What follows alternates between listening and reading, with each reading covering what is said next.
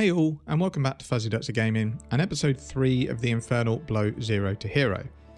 This has been an absolute mess. It's definitely taught me a lesson not to jump in blind and actually plan my builds in PoB.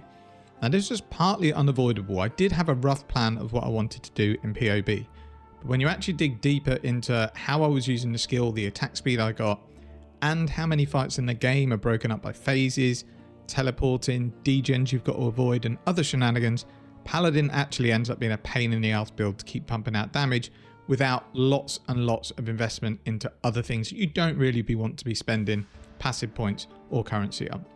Don't get me wrong, the build did really well on a limited budget. I did Maven as soon as I recorded the last video, and I did that Deathless. It worked really well.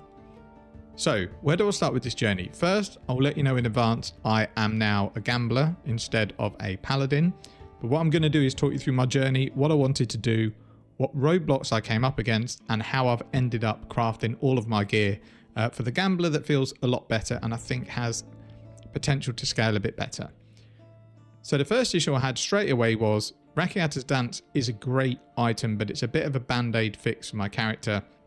It's basically just giving it damage, but it's hard to scale. I can't scale the crit because it's 5%. I need to then invest more in accuracy if I want to be able to boost my life up. The attack speed is quite low, which means keeping the relics up is a bit of an issue. Getting my 6th hit explosion is slower. There's lots of compromises I was making to run this sword. And although it's still going to be more damage, I think it's harder to scale it, and I don't think it's where I want to take the character at endgame. So I decided very early on that I wanted to go crit. To do that, I wanted a one-handed jeweled full sword and then a shield. Take some nodes on the tree and we'll build up from there. The sword I wanted was something with big crit, big attack speed, big LE damage. They were very, very expensive on trade. Shields would be fine. I can craft one with essences fairly easy. The sword was going to take a bit of currency. Luckily, Kirak's Vault came in clutch and he gave me 20 Maven chisels that were actually worth money. I think I got around 400 chaos for selling the chisels. I had a little bit of money from farming, so I was able to actually get the sword. So what I did was purchase a fractured crit base and then rolled it with deafening essences of wrath. What I was looking to do was essentially get a sword that ended up with the lightning damage from the essence, my fractured crit, and then either T2 cold or fire. They're the only mods I wanted on the item.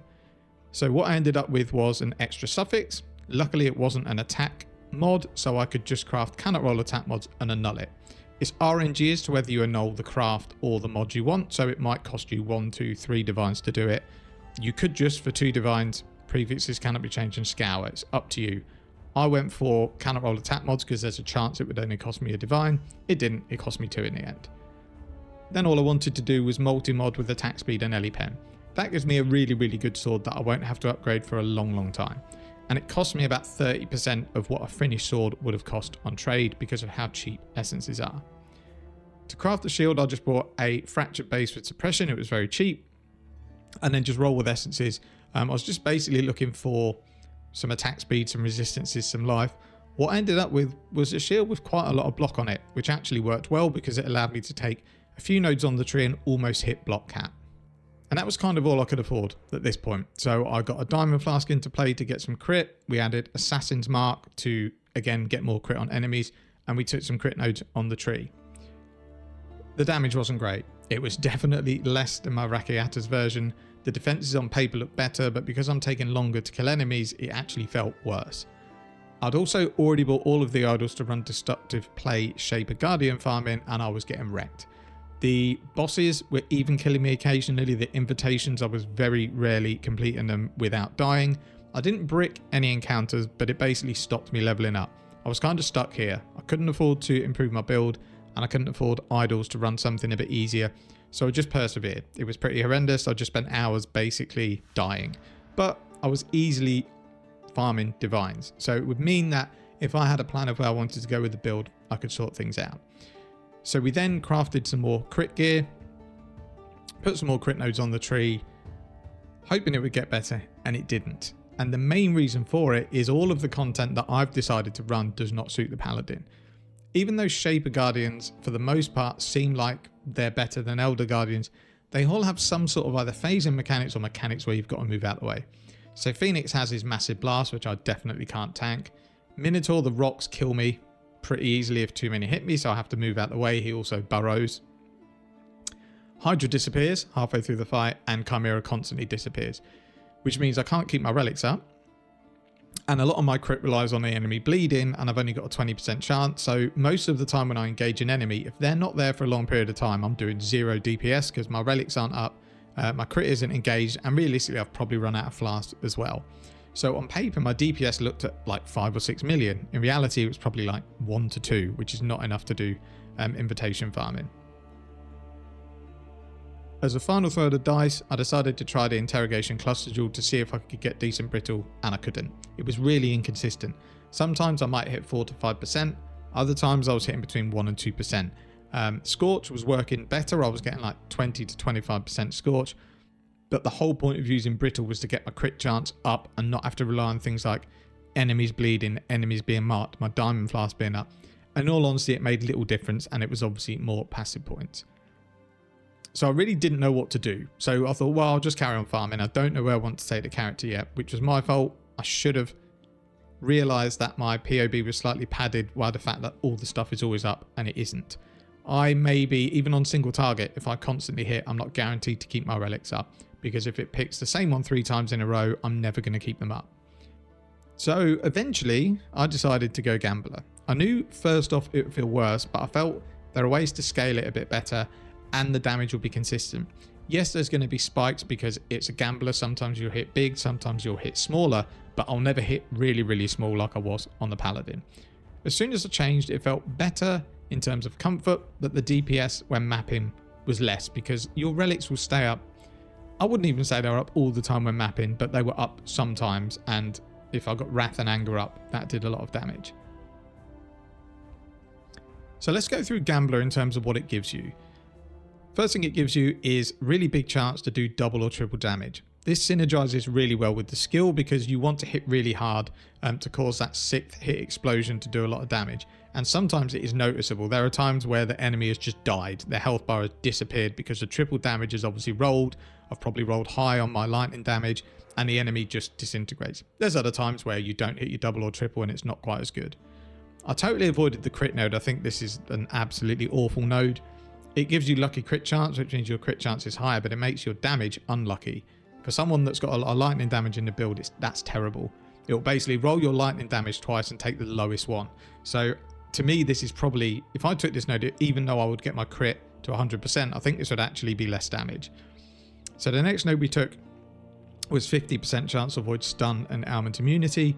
This is great. It means I don't need an ancestral vision to cap, and I can get stun immune. And that is one problem I definitely noticed on the build, is getting stunned.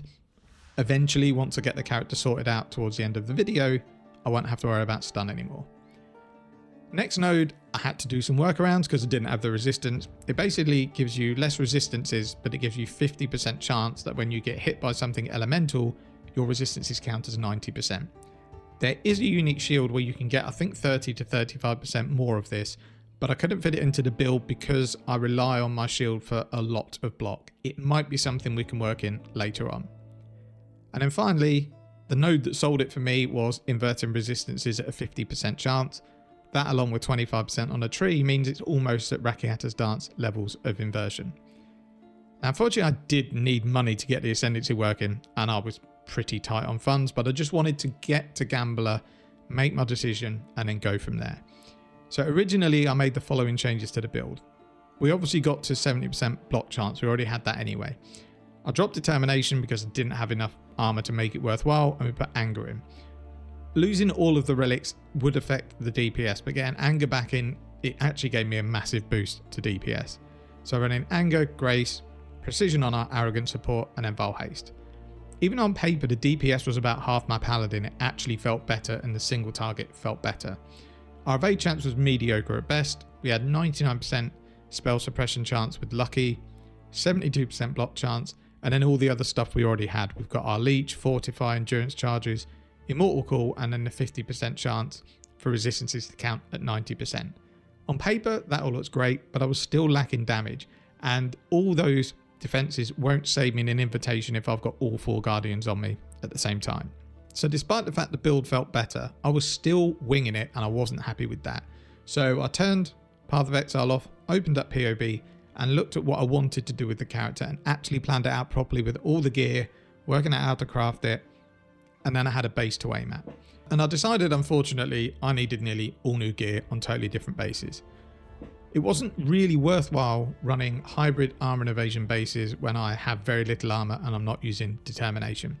So I basically took the decision to recraft nearly all of my gear with evasion gear.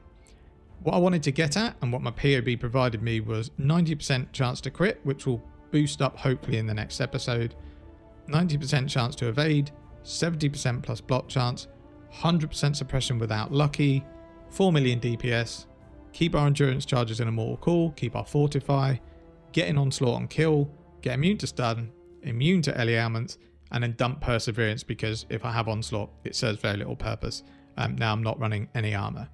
Now, though technically the character will die easier to a big fizz hit, it has a much higher effective health pool.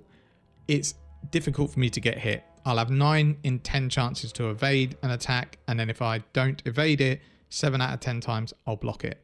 The character will feel much more comfortable. The 50% elemental resistance is set to 90 will also help. Yes, it's RNG, but this is the Gambler Ascendancy. That's what we've got to deal with.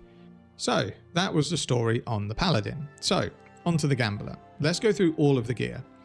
First thing I crafted, which I actually think I crafted on my Paladin, was an amulet. I wanted crit, needed crit, because even on a jeweled foil, the crit is not amazing. So the more I can get, the better. Luckily, crit multi fractured agate amulets were very cheap, so I bought one, spammed loathing essences to get crit chance and just waited till I hit something decent. Doesn't have any life on it, unfortunately, and at the moment I need the minus mana cost, so the build feels a bit horrible to play. Maybe later on we can craft life on this instead. But this has definitely helped. I've kept my endurance charge on kill as an anoint, but what I might actually do is switch it to another node. There's a node on the corner of the tree. I forget the name, it's going to be on screen now, that gives you, again, chance to get endurance charge on kill, but it also gives you block chance, so it will get me capped. I lose a little bit of damage because I had something like 8% increased damage per endurance charge. But overall, this seems like a better use of an anoint, and it actually gets me to block cap. So we still had the issue that we needed to replace nearly all of my gear. So again, I was just farming invitations, getting currency where I could. I've been quite lucky. I had a power rune drop in the hidden boss. That was 7 divines. I haven't had any big awakened gems drop. Maven writs are pretty decent. They're like 100 C+. Overall, I've just dropped consistently stuff that sells. I have been lucky, but I think at some point in any playthrough, you're going to get a lucky drop. I don't think I've actually had one raw divine drop the entire playthrough, so maybe this makes up for it. So, let's start with the body armor. As I said, I wanted all evasion bases for the most part. I wasn't replacing my helmet because it's actually rolled pretty well, and if I can get evasion pieces everywhere else, it probably wouldn't make that much difference anyway. And I'm keeping my shield because I really like the stats on it. Everything else we're replacing. So the body armor comes with a few problems. Firstly, I didn't have the dex to use it, so I'd have to either find dex or respec my tree. Secondly, I only use one green gem, and this is a pure, massive dex base. So colouring it was going to be a pain. But let's worry about that later. Let's get the item crafted. I wanted resistances, and then I wanted to be able to craft, avoid early ailments, and I wanted some big evasion. So I actually bought a fractured base for 30C with some chance to evade. I think it was like 90%. And then I've essentially just spammed chaos essences on it to get chaos resistance, waiting until something good rolled without life so I can use the mastery and then craft avoid ailments and avoid stun. I got lucky. I think it was on the second essence I crafted my body armor, but I was a bit of an idiot. It rolled really well. All I needed to do was use an Eldritch Annulment to remove the life mod. Then I could craft and slam. I got really greedy here. It was already good. It already had some flat evasion, but I got greedy and decided it would be easy to roll tier 1 to 3 because I'm being lucky at the moment. After spending 2 to 3 divines, Eldritch Annulling and Exalting, I was back to where I was before, so I gave up. That was a waste of 3 divines and I never should have done it because I still had the problem that I needed to colour this body armour and I was running out of currency. Now I will say I didn't do this all in one go. I was still using my armor and evasion gear until I got all of the items. So I was just farming. When I got enough currency, what I thought would craft one item, I was doing that. So back to the body armor, we needed to color it. Omens of Blanching, not really an option because it's going to leave me with more than one green socket and they're quite expensive. So we're going back to the good old crafting bench to do this. So I needed 2 blue, 3 red, 1 green socket. So I've actually gone on and I've bench crafted 2 red and 2 sockets. Then all you do is you use the crafting bench to go 3 sockets, 2 sockets, 3 sockets, 2 sockets, until the third is one of the colors you want. So you've hit your third red. You then go 4, 3, 4, 3, 4 until you hit blue. Then you do the same with the 5th. It gets quite expensive on the 5th socket, but jewelers are pretty cheap. This is probably costing me, when I was going for the 5th socket, 5C a go. So even if I get really unlucky, it's going to be cheaper than any other way of getting the socket colors. So once I'd hit 2 blue and 3 red, it was then just a case of 6 socketing the item and praying that it goes green. It should go green with the dexterity that you've got on it. If it doesn't, you then have to set it back to 5 and set it back to 6. 6 sockets was 350. Jeweler's orbs are a little bit more expensive, but they're dirt cheap. It doesn't really make too much of a difference when you're crafting an item that's going to be hopefully your end game build. So then it was just a case of buying an omen of connections, which are pretty cheap, and then the body armor is finished other than putting my implicits back. If I had have not got carried away with the stupid annulments, this would have actually been pretty cheap to craft, and I'm left with the body armor that I think is probably worth a decent amount of currency. The next phase was boots. I wanted to get 2 things on these boots. Onslaught on Kill, which is from either a craft or a veiled orb. Veiled orbs are crazy expensive and you're not guaranteed to get it. And I wanted Avoid Ellie ailments. I actually used Deafening Essences of Loathing on this to get big Avoid ailments on boots. I didn't actually need that much though. I was already had to craft it on my chest because I needed the Avoid stun. I only really needed 25 to 30%. But since Deafening Essences are pretty cheap and you can't really buy any of the lower essences, we just went with it. I could have crafted with something different and then crafted the ailment avoidance at the end. So I bought a fractured pair of life boots and then essentially just spammed essences until I had an open prefix to craft movement speed and gain onslaught on kill. Again, got super lucky, 3rd essence, hit the pair of boots I wanted, but they are cheap essences, so it doesn't matter if you ended up spending 50 to 60 essences. So I did exalt slam these boots off video, hit like the lowest tier of hybrid evasion and stun recovery or something like that. Put the action speed back on the boots with lesser embers and that's the boots done. So I still needed some gloves. So again, velour gloves, same with the boots, it's the biggest evasion base. I needed a resistance on it anyway. Fire was fine, I was looking to roll a second one anyway, and if need be I can use harvest to switch resistances around on my other gear pieces. What I wanted on these gloves was minimum attack speed and life. So we used zeal essences to get big attack speed and roll until we get life. Again, we got pretty lucky with the gloves in terms of an end result. It would have been nice to have an open craft because you get some really big crafts on gloves. But until I can shore up my resistances elsewhere and get them higher, I need all the resistance that have rolled on the gloves. Again, we've just put the same implicits. Suppress spell damage, +1 strike. I think I'm actually over spell suppression cap, so we can maybe roll this as something else in the next video. So next onto flasks. We're not using determination anymore, so we don't need a granite flask. So I'm running jade, diamond, quicksilver, life, and then a tincture for bossing, which is an elemental damage one with attack speed. I think Ellie Pen's probably better, but I'm just running with attack speed for now for quality of life. So we weren't done yet. The gear was sorted, the flask was sorted, but I wanted power charges. I didn't want to use Ralakesh boots because I'm already struggling for resistances. So I basically looked for the cheapest cluster that would give me power charges, and it was 100 chaos. I do get power charges on bosses anyway through Assassin's Mark. It's not necessarily guaranteed because it's like a 5% chance, but I want power charges when I'm mapping. This cluster's an easy way to get that.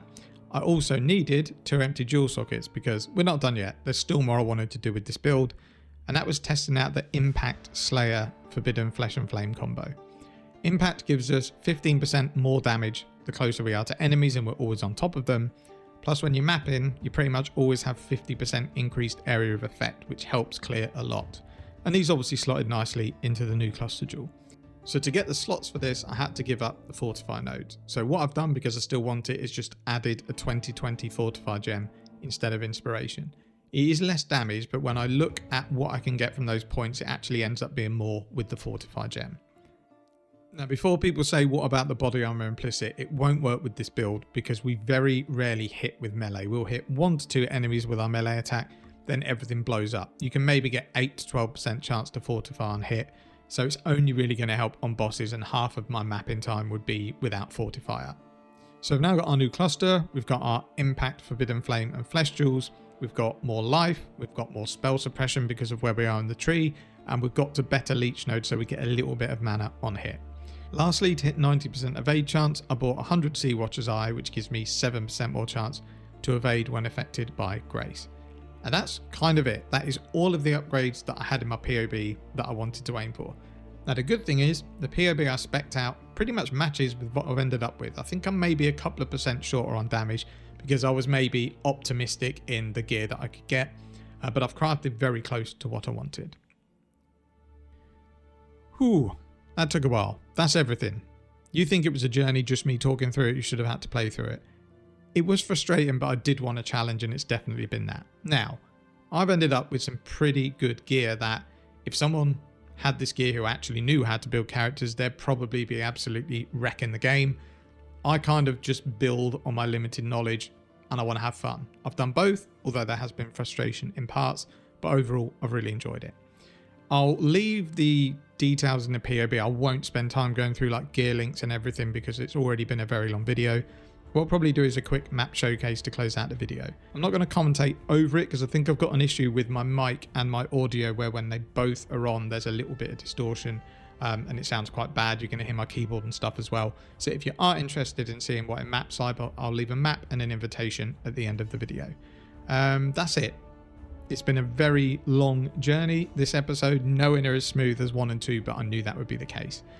So next video, I promise I will have a POB in mind for what I wanted to go for, rather than just randomly ploughing into things, throwing things into builds and wondering why they don't work.